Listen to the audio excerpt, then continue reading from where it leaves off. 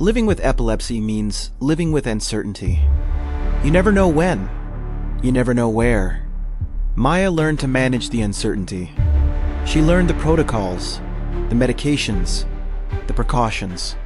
What she did not plan for was Verde, a parrot who learned what no medication could teach. He learned her. This is bound to survive. Maya was in the grocery store when it happened. Verde had known it was coming before she left the apartment. He had tried to warn her. She had not understood in time. She was on the floor of the grocery store when Verde arrived. Having flown through a window gap she had left open, having followed her 3 blocks through the city, he landed on her chest. He began to sing. He began to sing. Not words, not the alarm call, a sound he had never made in the grocery store. Her ordinary morning sound. Warm, repetitive, low. The sound of safety. The sound of home. The bystanders who had gathered when completely silent. The clonic phase eased. 60 seconds. 90. The rhythmic movements slowing. Stopping. Verde's song did not stop until her breathing normalized. Then he went quiet. He remained on her chest, his head tilting slightly, his eyes on her face, waiting for her to come back. A paramedic later said, "I have been doing this for 9 years. I have never seen anything like that." He said it about Verde, still on her chest when they arrived.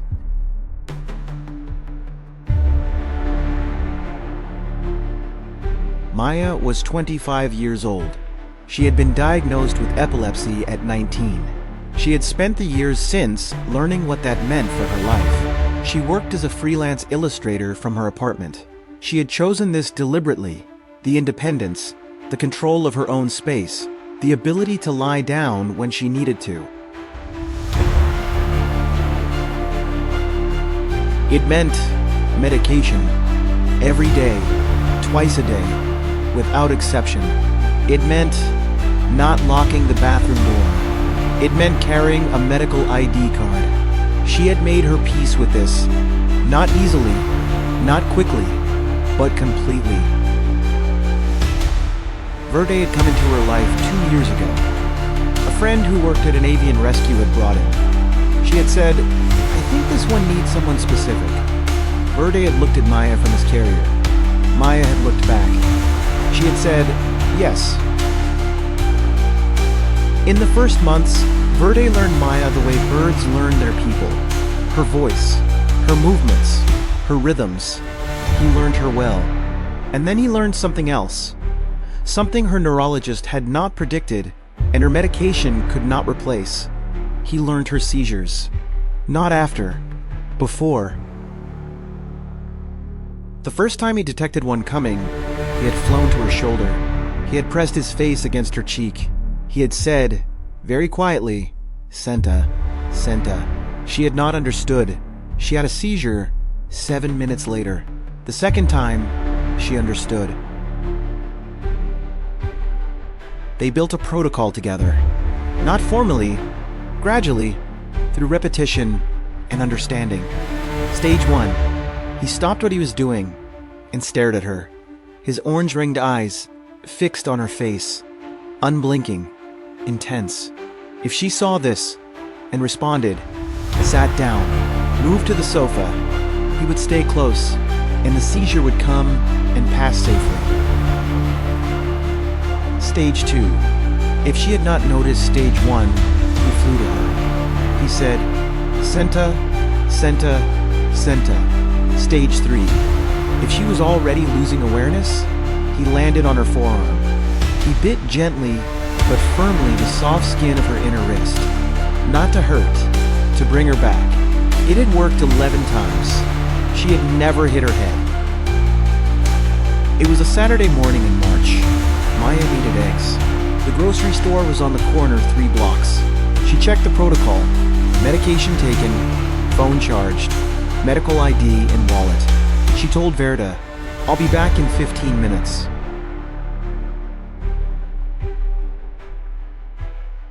He looked at her, his orange-ringed eyes fixed on her face. Stage 1. Maya did not recognize it. She was in a hurry. She said, "I'll be right back, Verde." She left. Verde watched her go. Then he did something he had never done before. He went to the window. The window had a gap. Maya left it open for him a few centimeters. Enough for air. Verde had never gone through it alone. He had lived in this apartment for 2 years. He had never gone out. He went out now. He pushed through the gap, his green wings opening as he cleared the window. The March air hitting him cold, carrying the smells of the city. He oriented himself immediately. He knew which direction she had gone. He flew. A bright green Amazon parrot flying through a city street at 9 in the morning. People looked up. Some stopped, some pointed. Verde did not stop. He flew at the height of the second-floor windows. 3 blocks. He reached the grocery store. He could see through the large front windows. He could not see Maya. He flew to the entrance. The automatic doors opened. He flew in. He flew down the cereal aisle. He found her immediately.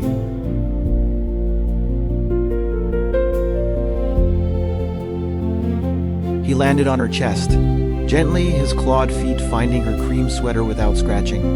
He settled his weight, his bright green feathers smoothing, his orange-ringed eyes on her face, and he began to sing.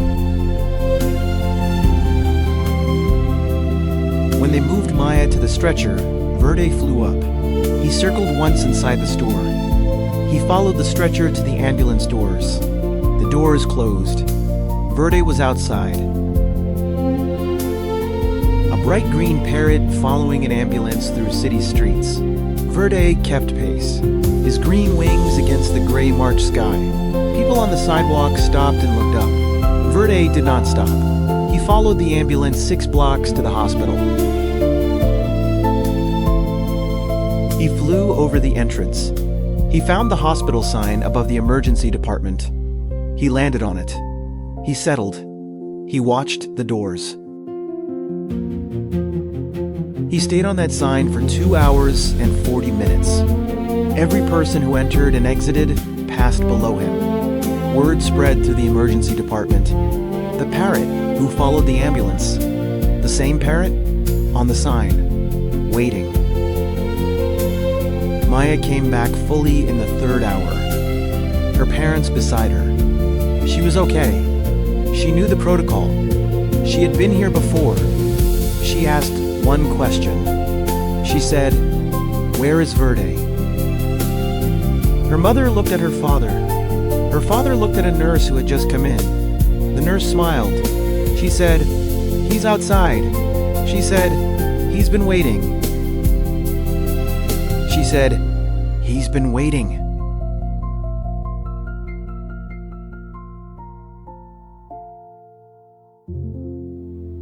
Maya came out of the hospital on her parents' arms. The March air hit her cold, real. The city going on. She looked up. She did not know exactly where to look. She did not need to. Verde saw her before she saw him. He launched from the hospital sign, his bright green wings opening against the gray sky. He flew to her. Not to her parents, not to the space between them. To her. He landed on her right shoulder, his feet finding the familiar place, his face turning to hers. She turned her head. His beak touched her cheek, gently, just once. His beak touched her cheek, gently, just once. Her mother made a sound.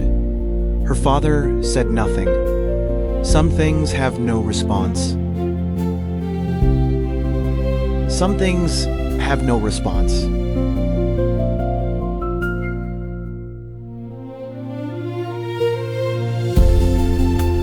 The video from the grocery store was seen by 4 million people.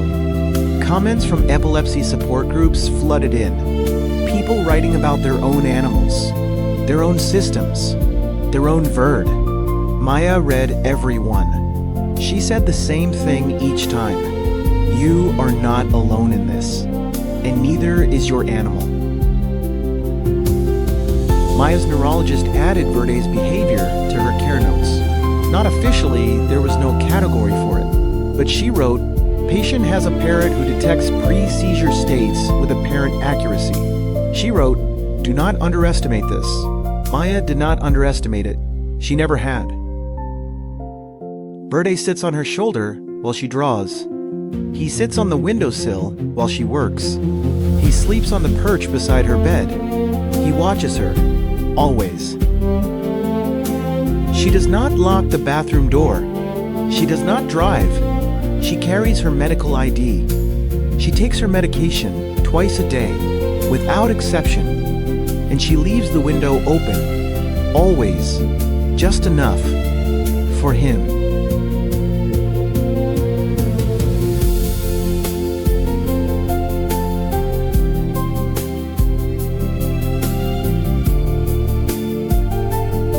If this story moved you, share it with someone who needs to hear it today. Subscribe to Bound to Survive, a new story every week.